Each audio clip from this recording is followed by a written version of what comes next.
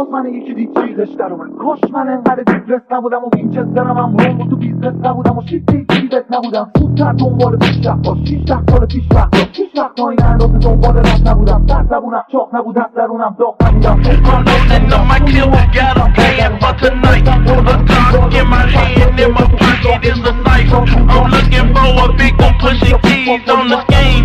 I wanna make a stain for $1 million ride clean. I'm rolling on my clip, got a plan for tonight. A gun in my hand, in my pocket is a knife. I'm looking for a victim, pushing keys on the scheme. I wanna make a stain for $1 million ride clean.